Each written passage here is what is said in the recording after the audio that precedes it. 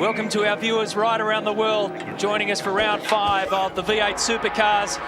The second race here at Eastern Creek. We take a look at the Fuso Start Grid markscape, starting from position number 1, courtesy of the race win in race 1. Jamie Whincup there, the 4th straight race. He's finished inside the top 2.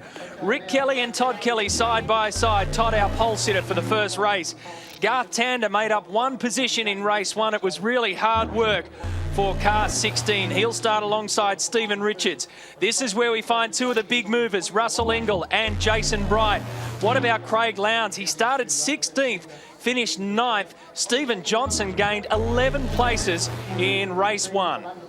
Catching up with Jason Richards earlier, we've talked about the fact that his car throughout the season has been very unstable in the rear, sliding a lot, too much oversteer. Well, yesterday they had the opposite problem, too much understeer, the front of the car not responding the way the driver wanted. And the fellow next to him on the grid, Will Davison, went backwards after qualifying 8th, broken anti-roll bar, also some clutch issues with that car. There's Paul Morris. Starting from position 17, Max Wilson, the WOW Racing Ford in 19, alongside the 20-year-old of Jack Perkins in position 20. Team BOC, Simon Wills and John Bow. For Paul Cruikshank Racing, Lee Holdsworth had some problems with the rattle gun yesterday and forced him back in the pack, and he was into some fights that he probably didn't want to be in. Shane Price there will start beside the Irwin Racing entry of Alan Gurd. And as we go to the back row, we find the 3 guys who didn't finish: Fabian Coulthard, James Courtney and Paul Dumbrell. And you recall, Matthew, that on the outside of turn 3 yesterday, Fabian Coulthard went off the road, triggering a safety car intervention. The reason for that, broken throttle cable on the Cirame Wines entry.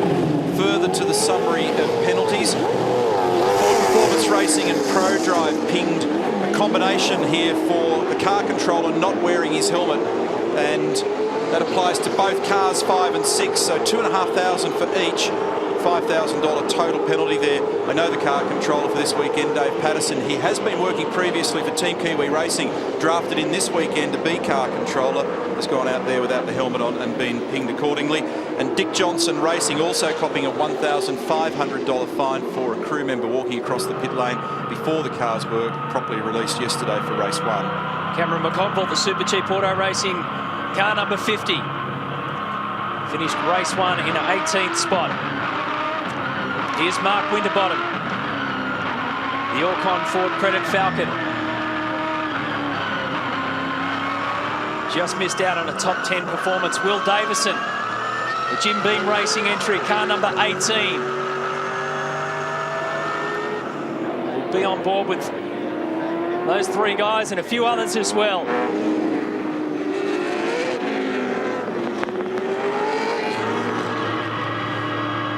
Including the WPS in-car camera for James Courtney. We heard at the top of the show about his troubles in race 1. He faces a monster task from that position. Chances are they'll probably run him a little longer. The pit lane opens on lap 5 for the compulsory pit stop. I'd suggest that car number 4 may run a little longer than the rest of the field. Probably a similar kind of strategy to what we saw Stephen Johnson run yesterday.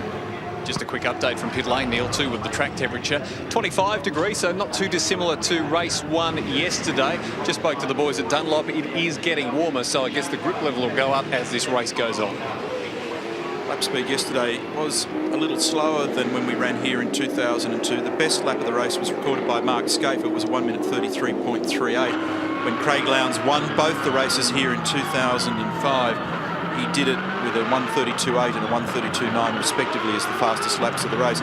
To be expected when you consider the conditions, Matthew, all the dirt and debris that's been embedded in the grain of the surface. We can see with some of the overhead shots around the verges of the track are pretty scruffy, but it is continuing to rubber up now. So as Daniel suggested a moment ago, chances are we'll probably see some better lap times today in either races 2 or 3. Here's Garth Tander, finished with 13 points yesterday for 5th position. He remains in 2nd on the championship ladder, but the gap has stretched a little bit to his teammate. Remember, there was only 1 point difference between Rick Kelly and Garth Tander coming into this round. There's now 5 points.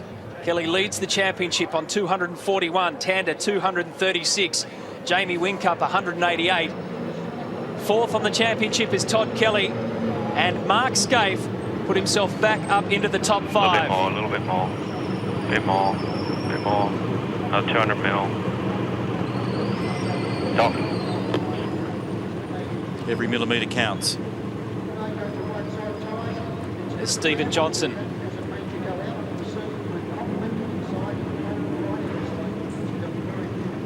A lot of anticipation about this race. Unusual to go racing on a Monday, but it's been embraced by the Sydney crowd. And Mark Scaife has come back to embrace the circuit that he loves. 5-time overall winner here, including a streak of 4 straight from 99 through to 2002. It's a brand new HRT VE, chassis number 05. Is that an omen to break the record held by Peter Brock? Equal with Scaife at the moment. Here we go for race 2. Scaife starting alongside Jamie Whincup. Behind them, we've got Rick Kelly and Todd Kelly.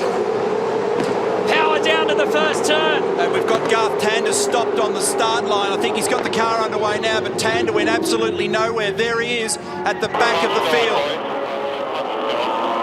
Scaife holds the inside line into turn 2.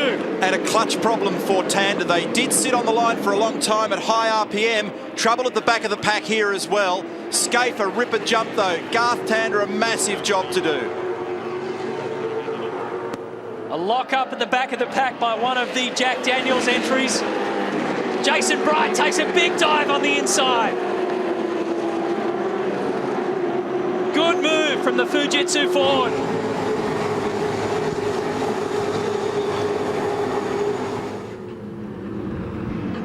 Good margin for Scaife, exiting turn 7. Strong on cold tyres in the opening laps in yesterday's race.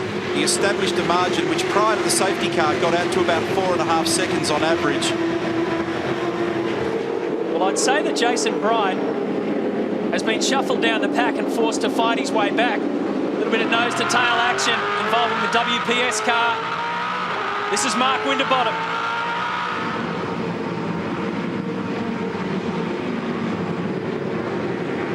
So Scaife comes around in first. Rick Kelly has jumped up from 3rd to 2nd.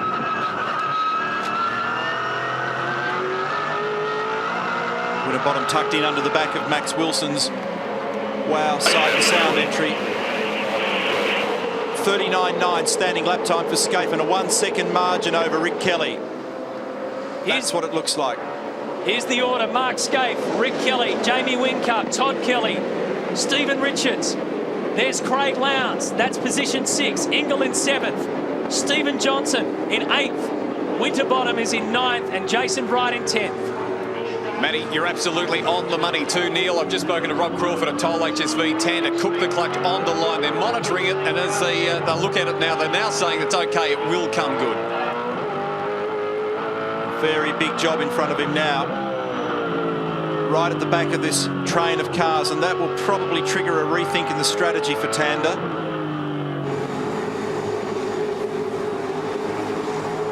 Here's Steve Owen. So this is looking down towards the rear of the field. It was interesting that Lowndes and Richards swapped spots down there at turn 2 as well. That happened quite easily. Stephen moved to the left to try and cover, and then the car wouldn't hold the line in the middle of turn 2, and he lost that spot to Craig. Lowndes up to 5th. Scaife continues to blaze along. Fastest split now to the end of the 2nd sector. Up at the eastern end of the circuit, coming around to end the first flying lap. Has a good look to see who's back there and what the order is. 33.8 for Scaife. Put another 0.3 of a second on Rick then. It's now out to nearly 1.4 seconds. Whincup, then Todd Kelly. Lowndes. He made the move at turn 2 the previous lap. Richards, Ingle, Johnson, Winterbottom. Then Murphy just in the top 10 from Bright, Wilson, Bargwanna, Davison, Jason Richards, Morris, McConville, Bow, Andrew Jones, Holdsworth. That's the 20. Kelly now responds with a faster split to the end of the first sector. And about 1/10 of a second quicker on this lap than Mark Skaife. And now slowly, temperatures and pressures are normalising. Watch Tander goes nowhere on that third row. Very lucky that he wasn't whacked by Russell Ingall. Coaxes the car along. And also very lucky not to cop a bang from one of the Team BOC cars. Here's the onboard. Watch him go left and right around. Just listen.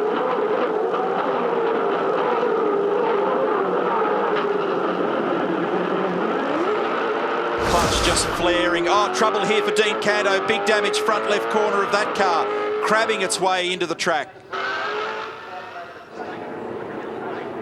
Caught up with Gary Rogers just before the start of the race, and he was sitting lower in the chair as a result of the amount of money he's had to spend on these cars, and Dean pulls off before the race leader gets to him. Good job, mate. Have a breathe. Damage in the last couple of rounds for him has been very substantial. He's done a good job to get it back into pit lane. Mark Skaife has done a terrific job yet again. Dean Canto has been forced to park it with severe damage to the front left. Looks like it might have had some kind of a steering or suspension failure. Lots of dirt and debris, mud under there, so suggests that he's been off the road as well. That'll fix it. Yep. Precision wheel alignment. Meantime, Skaife with a 1.5 second margin exiting turn number 9. And there's Kelly in the background.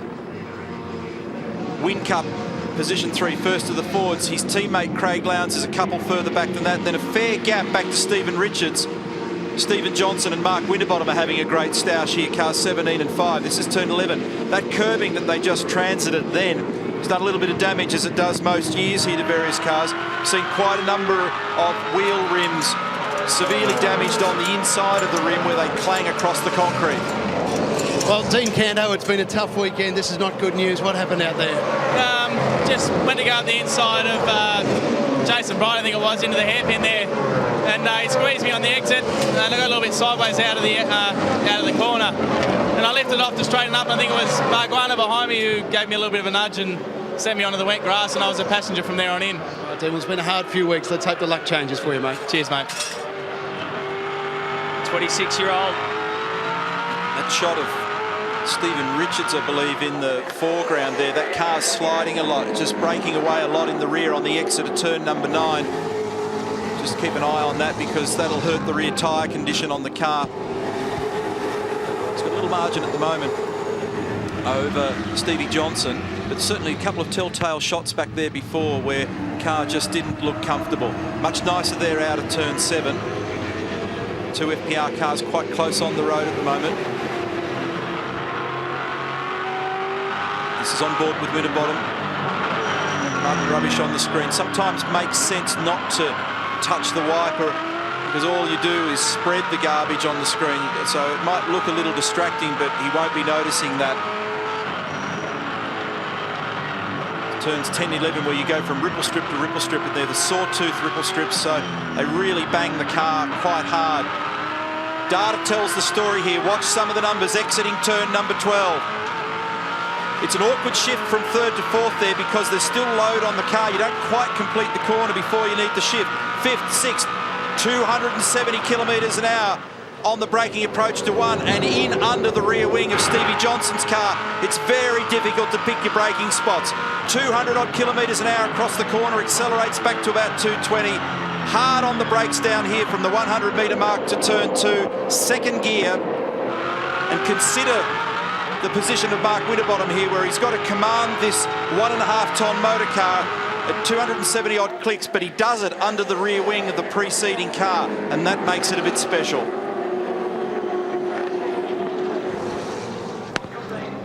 Neil, you notice the pictures on the tally of Stephen Richards' car and the understeer. Phil Key, the engineers, just told Stephen to dial in some rear bar and try and dial out that the understeer, I should say.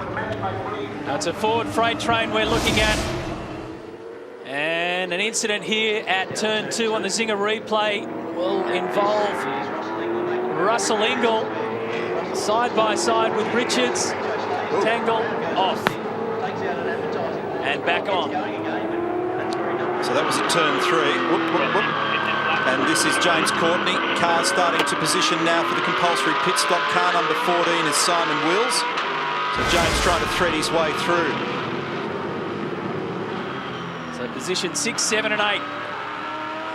It's a good little battle. Winterbottom will come in this lap, I believe. They're certainly positioning for that at the moment. Off he goes. Jason Bright runs with him. So does Russell Ingall.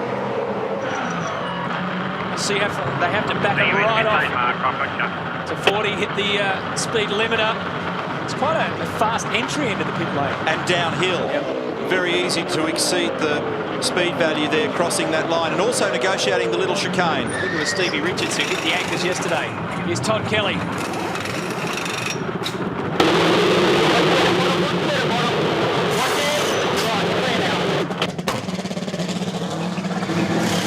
Mark Winterbottom was coming in while Todd Kelly was going out. Okay, Frosty, CPS light off. Good work, mate. All three of those stops look very slick indeed. Notice that Todd skated into position. When they come off the asphalt onto the concrete, there's not as much grip available there.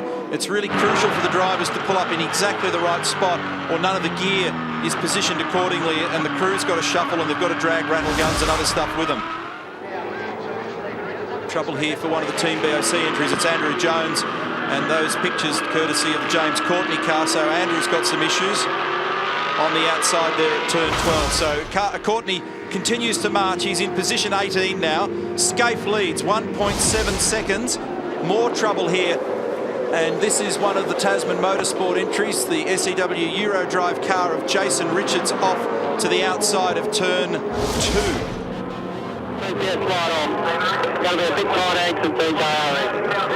And Whincup runs with Scaife. They're both in the lane. Here's the race leader. We're with him. About 100 metres behind him is Whincup in the Vodafone entry. Stevie Richards comes with him, and so does Greg Murphy.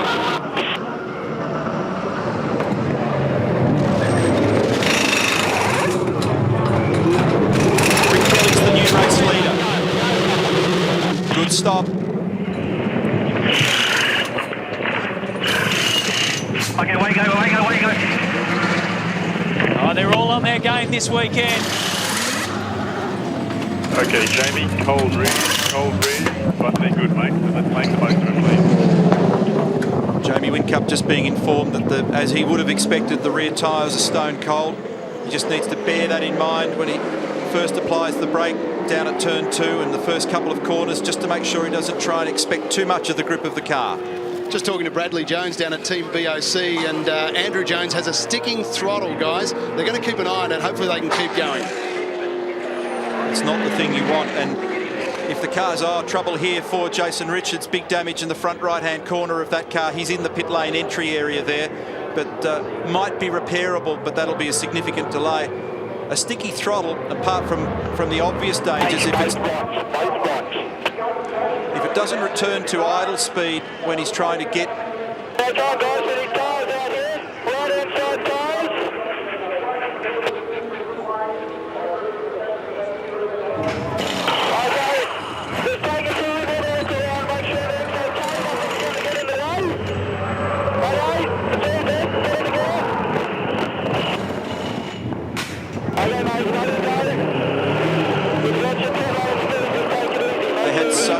damage to their front right tyre yesterday that they were bewildered that there was that much understeer in the car. When I say damage, just wearing significantly is now. Go.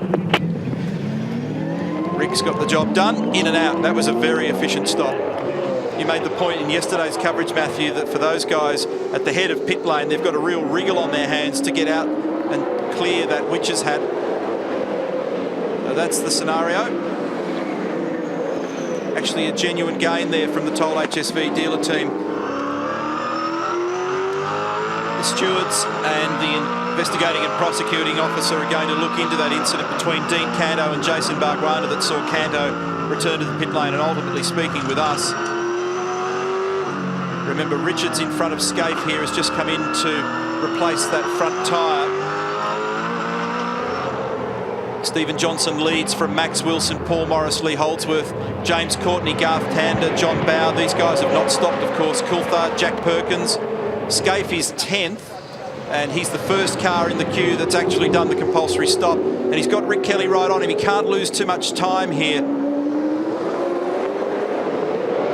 Well, boys. Jason Richards, as you mentioned, just interchanged that tyre. Now it's catastrophically failed. The result of a nudge with Jason Bargwanna. And what's happened is the sidewall has come in and just shredded the tyre. The times in pit lane, practice makes perfect. All sub 4 seconds. The one I saw, a 3.86 for Kelly, a 3.66 for Whincup, and a 3.58 for Winterbottom. It's incredible, isn't it, Daniel? It's almost got to the stage where it's effortless, but you'd say practice makes perfect. They stick around, do the hard work.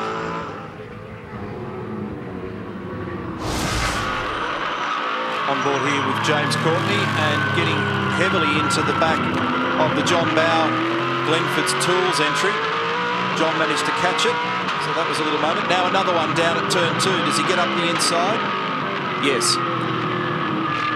Meantime, right behind James Courtney on the computer shows Garth Tander, and he took advantage of the hole that was prized open by James Courtney and snuck through as well.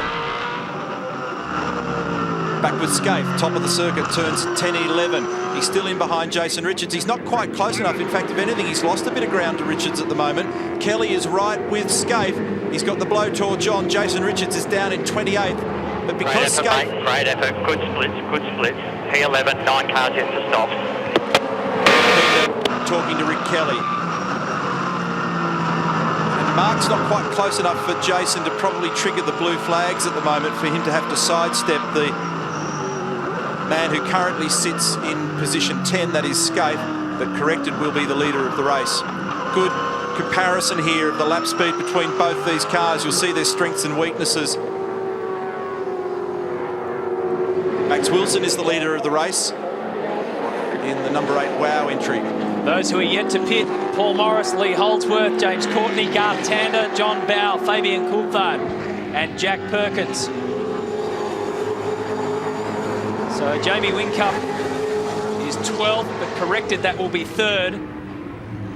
And he's got a little bit of pressure as well from Todd Kelly. And then next behind these fellas, it's Craig Lowndes, Mark Winterbottom, Stephen Richards and Greg Murphy. Looks like it's going to be a better weekend for Greg Murphy. Tough start to the championship this year for him. Rear wheels on that car got a belting in a couple of spots around the track yesterday. Todd finished the race with a steering and wheel alignment anomaly in the car after he jumped across the very curb that we're about to see him negotiate, which is this one here. Didn't look too much there to crow about at turn 11, but if you're too far left of that curb, sort of big drop off the back of it, and if you smash the car over the curb, you can do quite a bit of damage if you try and get too hungry and take too much of a shortcut.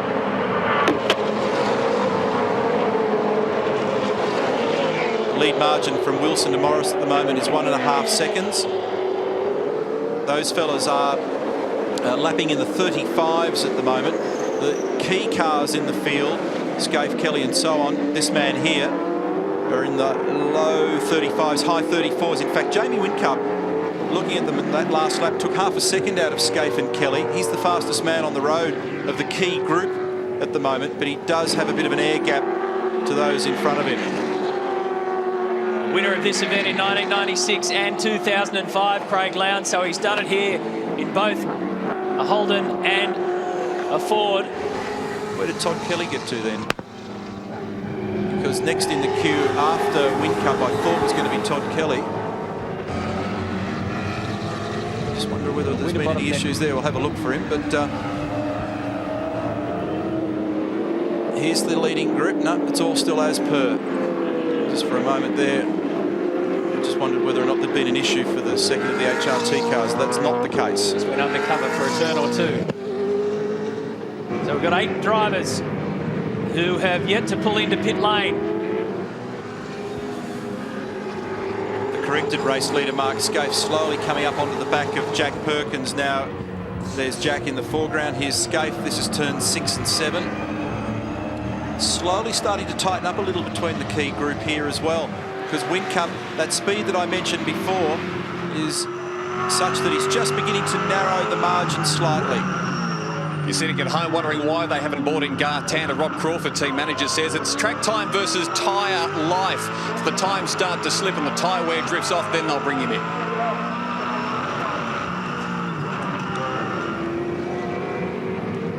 Here's Whincup in third spot at the moment. Jason Richards is not in the game because of the stop for that front right tyre. He's down the order in 28th at the moment. So though he's in the picture, he's not actually in this race for position. But what it is demonstrating, he's got quite good car speed. So that'll give he and his crew some encouragement that they're on the right track with the setup of that race car. They need a break now to be in the right place at the right time. Jack Perkins, incidentally, just peeled away from in front of Mark Scaife to take his compulsory stop. So there are 6 cars still in front of Scaife. Wilson, Holdsworth, Courtney, Tandem, Morris, Bow is the last of them yet to stop at this point. Let's go for a ride with Mark Scaife around this 3.93 kilometre circuit.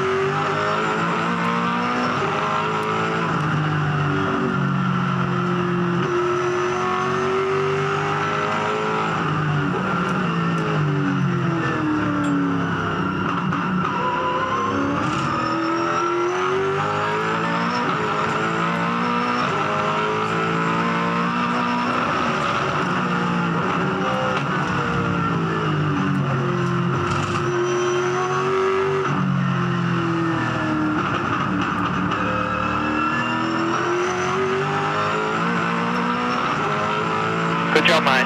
Have a breathe. For you at home, hold your breath for turn 1. 270 Ks.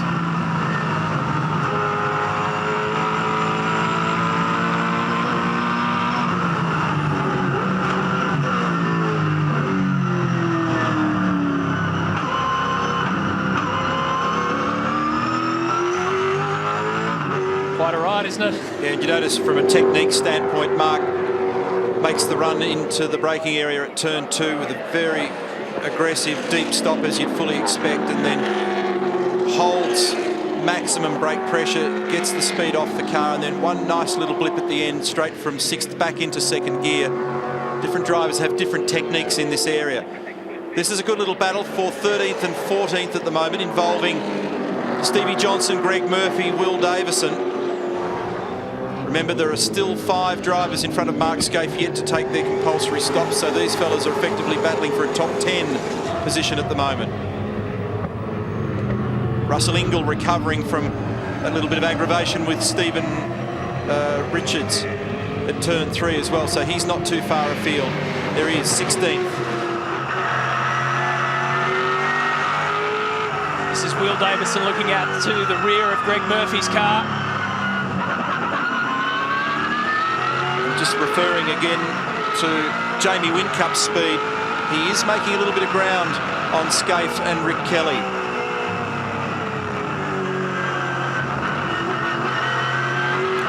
That big round device that you can see in the right-hand corner of your screen is the Touring Car Entrance Group of Australia camera, the TIGA camera. And that data records pictures to a hard disk of the races, and when the stewards need to investigate an incident post-race, they can take pictures from that camera. We've used them on occasion to explain incidents with more detail, and in concert with the data that is recorded in the cars, they can get a better picture of what's going on with the racetrack, around the racetrack. Basically, there's no escaping anymore, generally speaking. And stretch it further and further. How many to go, Mark? 15. Incidentally, a mechanical black flag has been shown to the Fujitsu entry of Jason Bright, car number 25. Not 100% sure what their issue is with that car, but he'll have to come in for attention to that, as now Garth Tander takes his compulsory stop. They played the longer game there. Garth holding 5th position as he peeled off the road, changing rears. And the clutch did its job there, so it cooled down and normalised. Obviously got massively hot at the start, and it didn't like it. Took a long time to recover. Remember, Garth Tander started this race in 5th position. watched the whole world go past. He must have had burning ears. They were coming past left, right and everywhere. He could have had much worse than that, because there were at least 2 cars that could have absolutely drilled him at quite high speed. Incidentally, just going back to the Jason Bright situation, loose rear bodywork is the reason why that car will be brought in for attention in the pit lane. So that means there are 4 drivers yet to pit. Here's Jason Bright's car. I reckon that's a bit harsh, you know. That bumper's not going to go anywhere because it's bolted on the right-hand side. I know, Jason, I know. I tend to... Jason agrees with you. Yeah, You agree with him? such is life. I mean, it's an umpire's call, but if you know about the way in which the bumper's fixed to the back of the car, it's not going to come off. Hey, Matty, you're the bloke with all the stats. When was the last time a V8 supercar driver radioed in like James Courtney and said, boys, I've hit a rabbit? Heard about kangaroos at Bathurst. Mate, get ready. Clear, go. And James, you're going to have to watch your exit, mate. You're going to drop out the whole bunch of cars. Go ahead, Gibbo, explain yourself.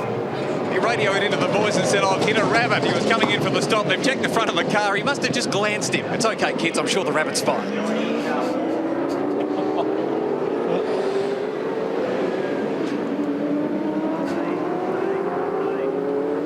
So James Courtney's, I don't know what to say about that, but James Courtney's back out trundling around. No telltale signs. That's the good news for us. He's got good eyes, if you can pick that. Going at this speed around here. So in just a few laps, we will have a corrected leaderboard because Max Wilson's the only one yet to pit. Now Mark Scaife. So I was trying to say earlier, Neil did this yesterday. He managed to stretch it out and then hold the stretch, but he's got Rick Kelly here who keeps rubber banding him back in. Yeah, Whincup is definitely starting to be a real nuisance here for... Rear back away a little bit more if you need to. Watch your entry into turn 2. So Eric's just asking for a brake bias adjustment, and be careful of the entry into this hairpin down here on the left. One of the benefits, I guess, of having a long straight, especially a front straight, is that the engineers can talk to their drivers in ample time. And you can stop and have a little bit of a think about your lap and your car condition and whether you want to make some adjustments. He'll need to make them because he's got Jamie Whincup right on him now.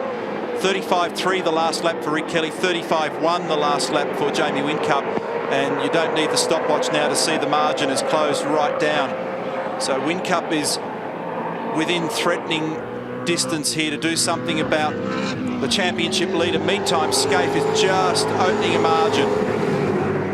Steve Owen off the side of the road, the Autobahn entry. That doesn't look good with that smoke. Okay, let me know if you're going to pull the safety car, if you want me to jump out. I can't move it. He's pulled off between turns 9 and 10 in a pretty safe spot. That looks like an engine fail. You might want to hop out, just that there's smoking on the grass, but I don't think it's going to catch fire or anything because it's pretty damp. Oscar Fiorinotto in the background there, his engineer.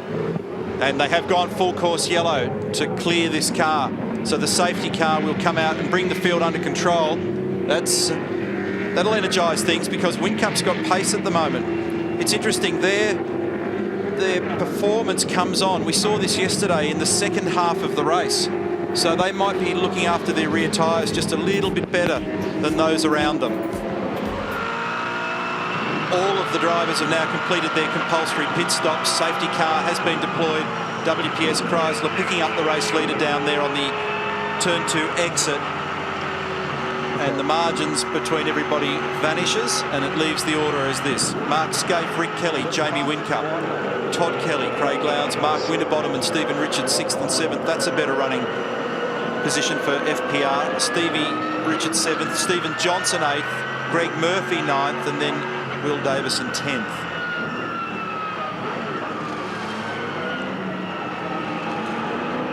Behind them, coming over the hill, is Russell Ingall there, car number 9 in 11th. Paul Morris has moved up to 12th. He started 17th.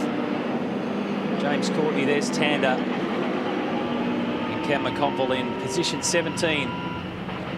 Reasonable recovery for both Courtney and Tander, 15th and 16th. They've managed to get the the low fruit. They've got the easier half of the field. There's still the hard work to come.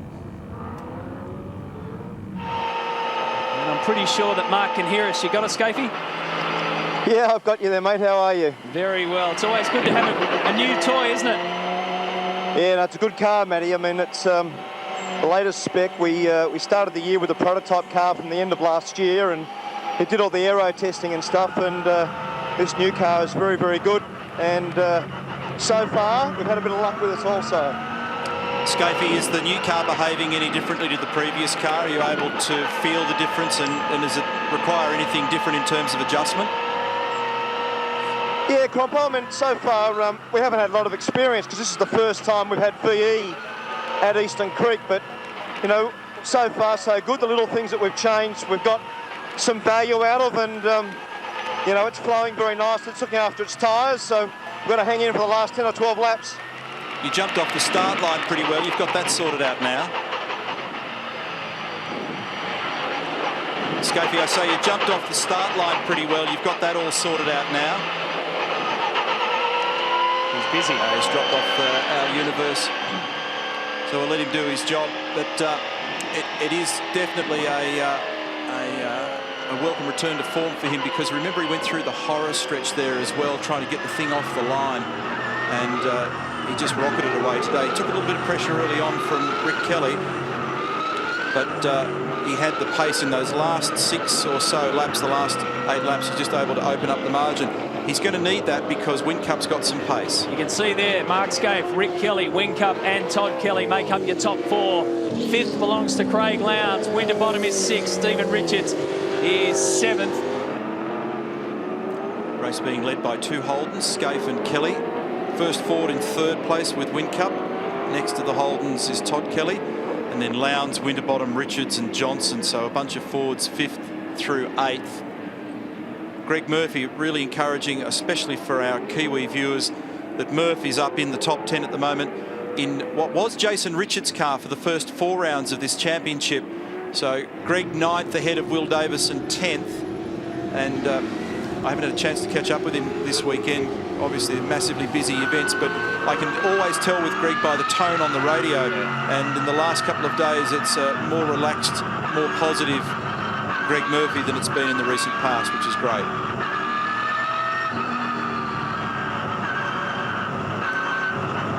On-board shot here with Will Davison. He's 10th at the moment. We're looking at the back of the Murph-mobile. And Will compromised yesterday by a broken anti-roll bar with the car and also some clutch issues there. Opportunity for the boys to have a bit of a drink and a think as they pull the Steve Owen car off the side of the circuit onto the tilt tray truck. You'd be amazed, even on a day like today, Matty, just how you feel the heat just rip through the car. As soon as you slow down and you've got something to think about other than driving your race car, the heat soak in the cars is extraordinary at the moment, so most of them will be having a bit of an opportunity, or taking the opportunity for a drink, maybe have a fiddle with the brake bias and the adjustable anti-roll bars in the car. That was the Mark Scaife Russell Ingall Memorial Corner, wasn't it? Yes. Do we need to go there again? Yeah, it was fantastic. It's, you know, those two are only just starting to play nice in the same space again without you trying to drag it all back. I'll never forget it. Scaife, fists clenched. For a moment there, I thought he was going to try and punch a passing car. I was always taught you never fight above your weight.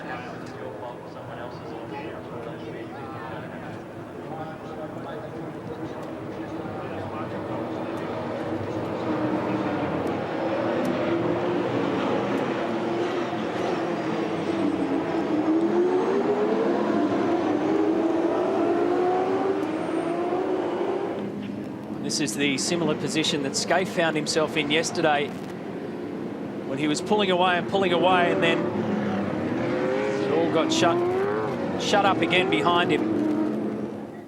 But he showed at the restart yesterday that he was up to the challenge. Is he up to the challenge of Rick Kelly today? One team smiling about the safety car, Matty, is indeed Mark Dutton, the engineer of Jamie Wingcup. He was making inroads on Todd Kelly. The safety car's brought him right back on the back bumper. Yeah, this team has traditionally had pretty impressive performance at the back end of the races, suggesting that they've got a good characteristic built into the car to look after the rear tyres.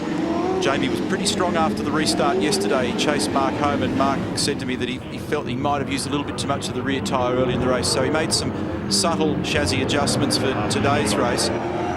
Clearly it's been very strong in the early part. They'll be fascinated to see how it unfolds now. The safety car was pretty forthright in how it controlled the field down the main straight in race 1. Yeah, he peeled off very late, and that was at the instruction of the race director, Tim Schenken, to keep the field under control and then peel off at the last available moment to get into the pit lane entry. Greg Murphy in the top 10, swapping cars this weekend with Jason Richards, and that's great to see. And lights are out on the WPS safety car. Great to see Murphy in the 10, much more relaxed about the task this weekend, and is in a pretty speedy car and in a good position. In a good frame of mind. About now is when the heart rate starts to build. The drivers get itchy feet. They can't wait for that Chrysler to pull off. Courtney and Tander recovering to halfway up the field, 15th and 16th from their problems. Off it goes, and it's game on again. Single file. Now they can attack. Winterbottom. Remember, they're rounding up Jason Richards, who's out of sequence. Rick's having a look here. Scaife actually went down to turn 1 with a little margin. He lost it all through turn 1. Look at Whincup, right with them. It'll be on down here through turn 2. 2 and 3 wide. Russell gets a squeeze. 3 wide now at turn 3. Jason Richards with nowhere to go.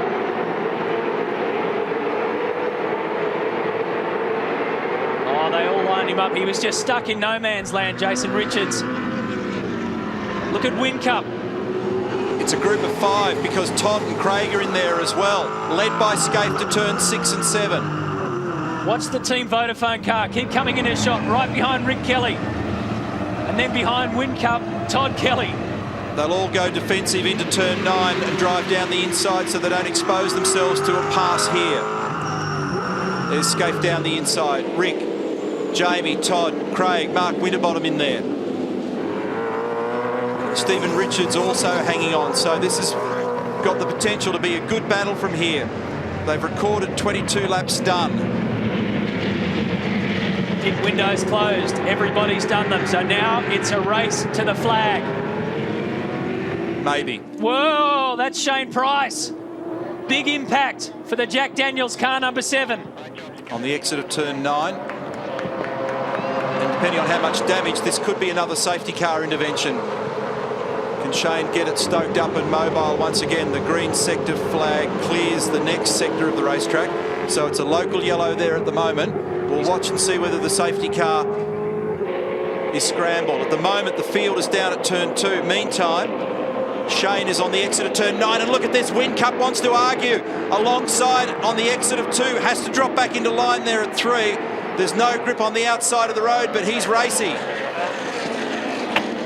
Oh, Lowndes a huge moment.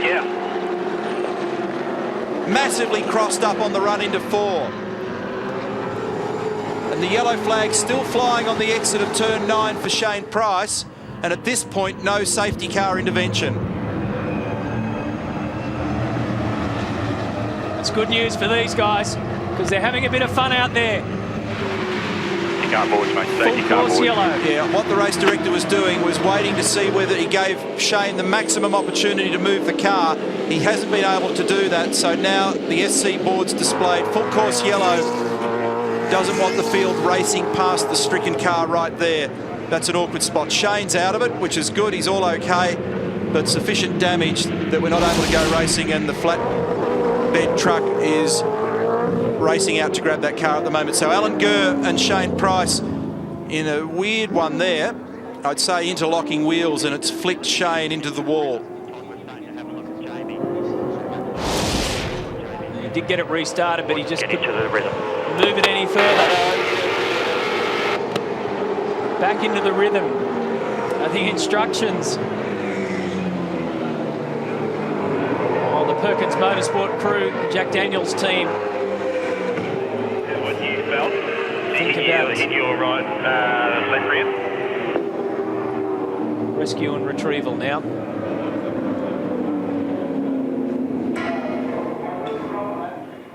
Shane's out of the car, and so he's got a fair bit of damage on the front left-hand corner there, but the problem is, as you well know, that's so wet. In the last couple of days, we've had so much rain dumped on Sydney that you just can't get these cars mobile. So Mark Scaife controls the field. As Neil mentioned there, you can see that just how damp it is off the track, which will make it difficult to get Shane Price's car off speedily, although the rescue squads will be around there pretty quickly. So Shane Price, a victim here.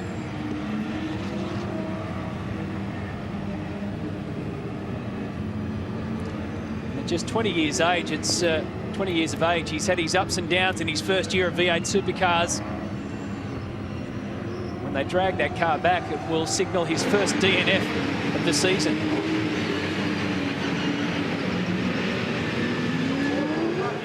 Just do the front. We're not going to have time.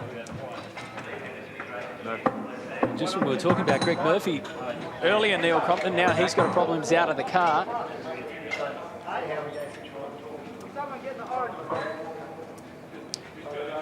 Yeah, that's disappointing, isn't it? We've unfortunately seen a better weekend out of these guys with this car, but they've got some sort of a problem, a broken... I want 20 more people out there, you guys, just people with helmets only. Team manager Graham Jenkins. Mate, Stevie, or Darren, if you think we're going to be able to do the rears, we'll do the rears as well. We've probably got 10 minutes. It's actually a bit of a mistake to leave the car in the lane. If they put it in the garage, more than 6 people can work on it. So that was the reason for the caution on the number of people out there. They've got the incompressible jacks under the car to make it safe. The numbers over the line, but yeah, let's get the rears in if we can. And if the car was in the garage, they don't have a number problem. So there's a left-hand front shock problem on the car. For some reason, they've broken it. It tends to happen here if you rattle too aggressively over the turn 11 curbing that we've mentioned a couple of times. It's easy to break stuff at this racetrack. It's a pity, he was motoring along quite nicely. A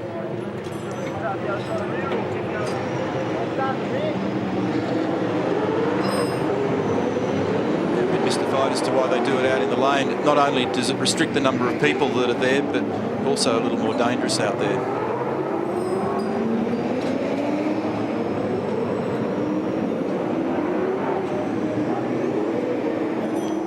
Murph, after the restart, the car just didn't feel right. That's because it's broken. Thank you for that. Yeah, no worries. What's the deal? Over some curbing, sawtooth? Where did it happen? Snapped a shock shaft. He's a man of few words when he's frustrated, and I can totally understand it. The boys working on the car in the lane. They were just going to do the fronts, they're now working on the rears as well? Well, yeah, technical reason for that, but just because we're trying to make it, put it back to being an even setup rather than it won't be even if we just did the front. So just trying to learn something, hopefully, before the race finishes to see what we do for the next one. Thanks, Murph. Basically turning it into a test session for the remainder. Maybe this will explain it. That's Jason Richards' car. It's the kind of track where you pound over a few curbs here and there, and so it puts pretty big stresses under the body.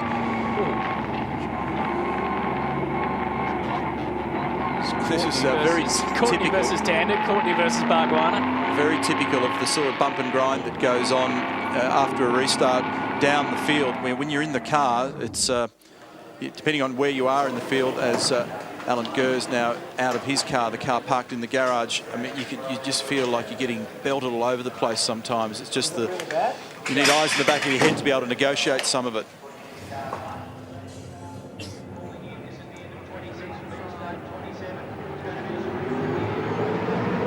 Lights off. Safety car peels away again. Look at Rick Kelly and Jamie Whincup, second and third. Fractions between them as they go into turn one. as the move on back here, I think, is Lowndes up the inside. Pretty much is on Todd Kelly. Jostling for 4th position. Does Lowndes hold on to it?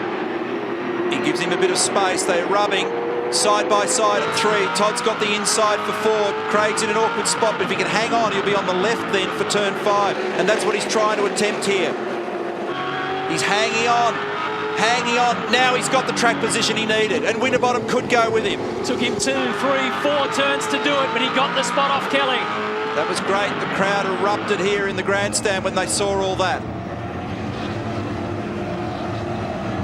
Pretty neat move. It's a very difficult thing to do. You get hung out to dry at 3, hung out to dry at 4, but then the world will come to you if you can just hang in there, even though there's no grip out there and the road cambers away from you. And he got the job done.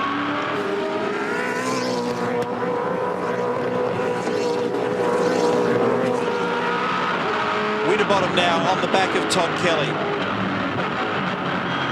Things can get reshuffled after the safety car. The tyres cool out a little, therefore the pressures go down a little, the brakes cool just a little.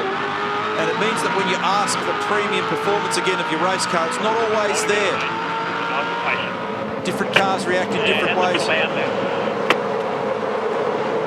Go across the control line with Mark Scaife leading the way. Run you through the order. Rick Kelly is 2nd. Whincup is 3rd. Craig Lowndes now has 4th position. 5th is Todd Kelly. Winterbottom was in 6th, but I think he might have caught a bit of trouble there at 2. With Stephen Richards waiting to pounce. Stephen Johnson's behind him. As they come over towards 4, we'll see if Richards got in front of Winterbottom. He did. Then the 2 Jim Beam racing cars. Lowndes has got good pace through the 1st sector. So a switch of positions for the 2 FPR cars involving this man and the one in front of him.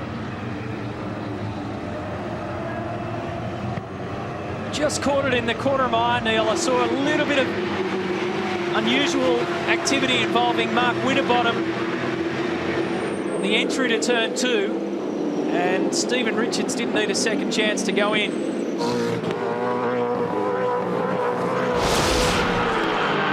the pass again from on board the Winterbottom car. Then there it is. So Richo through. He got propped in the middle of the corner when he nearly went hard into the back of Todd. And I think they're going to get Greg Murphy back out now to be able to get some valuable test laps on that car with a couple of changes. So Scaife now with a margin of 1.2 seconds over Rick Kelly. Rick Kelly with a tiny margin over Jamie Whincup. And what about the recovery from Craig Lowndes, the winner when we were last here in 2005? He qualified position 16. He now races in race 2 in position 4. Not a bad effort. The 3 fastest laps of the race belong to Mark Scaife when the tyres came right up to optimum. Laps 2, 3 and 4. We're on lap 29. And Murphy has just rejoined the field as Tander tries to find a way through on Cam McConville. These fellas are back in 15th and 16th at the moment. So that's important, very important in terms of the championship. Garth Tander has gone every race and picked up points. The points only go down to 15th, and that's the position that he's looking at in front of him. So McConville in 15th, Tander's in 16th. 3 full laps to go. Just goes to show how awkward it can be sometimes to make ground in an evenly matched category, because Tander, we know, has a very good car. He got the first half of the field with relative ease, but the second half was much more problematic. Oh, gives Cam a whack and unsettles him. He'll get a gain as they come off the corner here. He'll get better exit and take him down the inside for 1.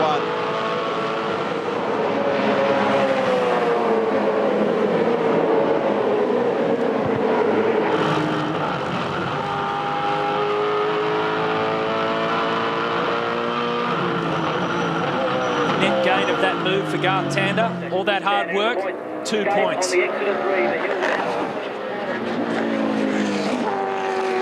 Kelly and Whincup trying to prevent Mark Skaife from pulling away in the dying laps of the second race. If Skaife can hold on, he'll be in the box seat for the round victory.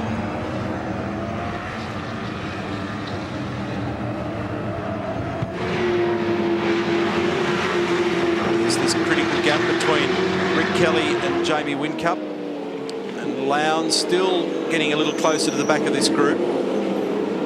Looking at his splits, almost identical to the three around him, so it's just evened out a little. Todd Kelly's the one that's just drifted a little from this group. Courtney's got away from Tander. There's the margin between Courtney and Tander. There they are. There's McConville next. We saw that battle a lap ago. Then Bright, Coulthard, Simon Wills and Paul Dumbrell. Behind them, Jack Perkins, John Bowe, Max Wilson. There's Jack. The gap now between Skaife and Kelly, 1.8 seconds. So we're on the last lap. There's the margins, first to second. Second and third's not over yet.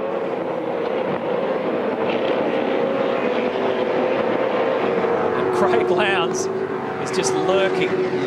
It's a good recovery, isn't it?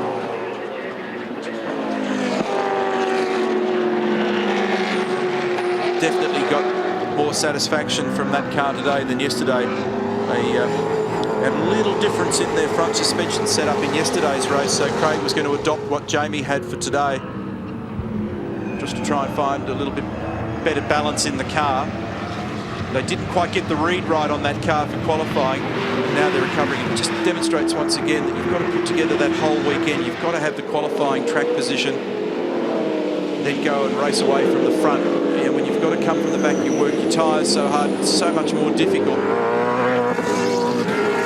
Craig and the team to work the numbers to get from 16th to 4th, that's a big mission. It's a familiar sight. Mark Skaife. Those piercing eyes. Jamie Whincup won't let go of Rick Kelly. But Mark Skaife is now right on track for championship history. 2 out of 2 for HRT. Great drive, Craig. Ended up P4. Nice work from where we started.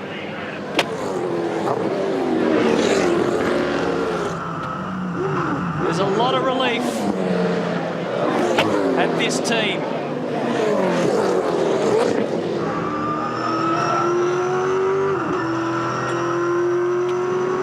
This man and this car can do no wrong at the moment. 48 points now he's collected for the weekend with 1 race to go. Is this the place where Mark Skaife becomes the leader on the all-time list of overall championship victories?